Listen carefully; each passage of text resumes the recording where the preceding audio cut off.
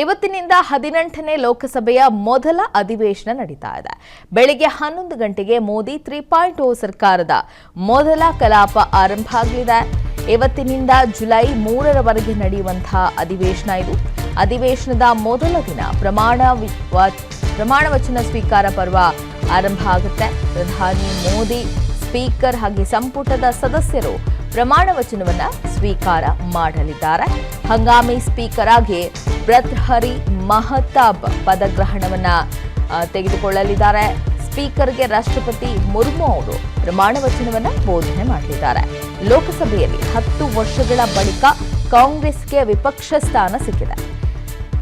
June 27ರಿಂದ ರಾಜ್ಯಸಭೆಯ 264ನೇ ಅಧಿವೇಶನ ಕೂಡ ಆರಂಭ ಆಗ್ತಾ ಇದೆ. ಇನ್ನು 27ರಂದು ಜಂಟಿ ಅಧಿವೇಶನವನ್ನ ಉದ್ದೇಶಿಸಿ ರಾಷ್ಟ್ರಪತಿ ದ್ರೌಪದಿ ಮುರ್ಮು ಅವರು ಭಾಷಣವನ್ನ ಮಾಡಲಿದ್ದಾರೆ. ಲೋಕಸಭೆಯ 18ನೇ ಲೋಕಸಭೆಯ ಮೊದಲ ಅಧಿವೇಶನ ಇವತ್ತು ಪ್ರಾರಂಭ ಆಗ್ತಾ ಇದೆ. ಬೆಳಿಗ್ಗೆ 11 ಗಂಟೆಗೆ ಮೋದಿ 3.0ದ ಕಲಾಪ ಕೂಡ ಆರಂಭ ಆಗಲಿದೆ. ಮೊದಲ ದಿನ ಪ್ರಮಾಣ ವಚನ ಸ್ವೀಕಾರ ಕಾರ್ಯಕ್ರಮ ಮಾತ್ರ ಇರುತ್ತೆ. ಮೋದಿ, ಸ್ಪೀಕರ್ ಹಾಗೆ ಸಂಪುಟ ಸದಸ್ಯರು ಪ್ರಮಾಣ ವಚನವನ್ನ ಸ್ವೀಕಾರ ಮಾಡಲಿದ್ದಾರೆ. ಇವರಿಗೆ ದ್ರೌಪದಿ ಮುರ್ಮು ಅವರು ಪ್ರಮಾಣ ವಚನವನ್ನ ಬೋಧಿಸಲಿದ್ದಾರೆ. ಇನ್ನು ಹಂಗಾಮಿ ಸ್ಪೀಕರ್ ಆಯ್ಕೆಯಲ್ಲಿ ಕೇಂದ್ರ ನಿಯಮವನ್ನ ಪಾಲಿಸಿಲ್ವಾ ಅನ್ನುವಂತ ಪ್ರಶ್ನೆ ಕಾಡ್ತಾ ಇದೆ. ಅತಿ ಹೆಚ್ಚು ಬಾರಿ ಆಯ್ಕೆಯಾದ ಸಂಸದರು ಸ್ಪೀಕರ್ ಆಗಬೇಕಾಗಿತ್ತು.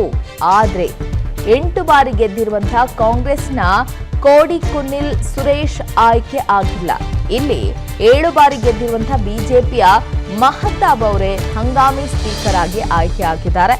ಇದಕ್ಕೆ ಕಾಂಗ್ರೆಸ್ ಈಗ ವಿರೋಧವನ್ನ ವ್ಯಕ್ತಪಡಿಸ್ತಾ ಇದೆ. ಇದರಿಂದ ಲೋಕಸಭೆ ವಿರೋಧ ಪಕ್ಷದ ನಾಯಕರು ಕೆರಳಿದ್ದಾರೆ. ಸದನದ ನಿಯಮವನ್ನ ಗಾಳಿಗೆ ತೂರಲಾಗಿದೆ ಅಂತ ಕಾಂಗ್ರೆಸ್ ಆರೋಪವನ್ನ ಮಾಡಿದೆ. ಇನ್ನು ಕಲಾಪ ಆರಂಭ ಆಗ್ತಾ ಇದ್ದಂತೆ ವಿಪಕ್ಷಗಳು ಇದೇ ವಿಚಾರವನ್ನ ಪ್ರಶ್ನೆ ಮಾಡುವ ಸಾಧ್ಯತೆ ಇದೆ. ನಾಳೆ ಕಲಾಪ ಆರಂಭ ಆಗ್ತಾ ಇದ್ದಂತೆ ಇದೇ ವಿಚಾರವನ್ನ ಪ್ರಶ್ನೆ ಮಾಡುವಂತಹ ಸಾಧ್ಯತೆ ಇದೆ. ಇಲ್ಲಿ 8 ಬಾರಿ ಆಯ್ಕೆಯಾಗಿದ್ದಂಥ ಕೋಡಿಕುನ್ನಿಲ್ ಸುರೇಶ್ ಅವರನ್ನ ಆಯ್ಕೆ ಮಾಡಬೇಕಾಗಿತ್ತು. ಆದರೆ ಬಿಜೆಪಿ 7 ಬಾರಿ ಆಯ್ಕೆಯಾದಂಥ ಮಹತಾಬ್ ಅವರನ್ನ ಇಲ್ಲಿ ಹಂಗಾಮಿ ಸ್ಪೀಕರ್ ಆಗಿ ಆಯ್ಕೆ ಮಾಡಿರುವುದಕ್ಕೆ ನಿಯಮವನ್ನ ಗಾಳಿಗೆ ತೂರಲಾಗಿದೆ ಅನ್ನುವಂಥ ಆರೋಪವನ್ನ ಕಾಂಗ್ರೆಸ್ ಮಾಡ್ತಾ ಇದೆ. ಹಾಗಾಗಿ ಕಲಾಪ ಏನಾದರೂ ಆರಂಭ ಆದರೆ ಇದೇ ವಿಚಾರದ ಮೇಲೆನೆ ಪ್ರಶ್ನೆಗಳನ್ನ ಕೇಳುವಂತಹ ಸಾಧ್ಯತೆ ಇದೆ. ಇದಕ್ಕೆ ಬಿಜೆಪಿ ಅಥವಾ ಎನ್ಡಿಎ ಯಾವ ರೀತಿಯ ಉತ್ತರವನ್ನು ಕೊಡುತ್ತೆ ಅನ್ನೋದನ್ನ ಕಾದು ನೋಡಬೇಕಾಗಿದೆ. ಇವತ್ತು ಪರಿಷತ್ನ ನೂತನ 17 ಸದಸ್ಯರು ಪ್ರಮಾಣ ವಚನವನ್ನ ಸ್ವೀಕಾರ ಮಾಡಲಿದ್ದಾರೆ. ವಿಧಾನಸಭೆ, ಶಿಕ್ಷಕರ ಕ್ಷೇತ್ರ, ಪದವೀಧರ ಕ್ಷೇತ್ರಗಳಿಂದ ಆಯ್ಕೆ ಮಾಡಲಾಗಿದೆ. ವಿಧಾನ ಪರಿಷತ್ತಿಗೆ ನೂತನವಾಗಿ ಚುನಾಯಿತರಾಗಿರುವಂತಹ ಸಿಟಿ ರವಿ, ಯತೀಂದ್ರ ಸಿದ್ದರಾಮಯ್ಯ ಸೇರಿ 17 ಸದಸ್ಯರು ಪ್ರಮಾಣ ವಚನವನ್ನ ಸ್ವೀಕಾರ ಮಾಡ್ತಾರೆ. ಇವತ್ತು ವಿಧಾನಸೌಧದ ಬ್ಯಾಂಕ್ವೆಟ್ ಹಾಲ್ನಲ್ಲಿ ಪ್ರಮಾಣ ವಚನ ಸ್ವೀಕಾರ ಕಾರ್ಯಕ್ರಮ ನಡೆಯಲಿದೆ. ಬೆಳಿಗ್ಗೆ 11 ಗಂಟೆಗೆ ಪ್ರಮಾಣ ವಚನವನ್ನ ಸಭಾಪತಿಯವರು ಬೋಧಿಸಲಿದ್ದಾರೆ. 17 ಸದಸ್ಯರಿಗೆ ಸಭಾಪತಿ ಹೊರಟ್ಟಿಯವರು ಪ್ರತಿಜ್ಞಾ ವಿಧಿಯನ್ನ ಬೋಧಿಸಲಿದ್ದಾರೆ.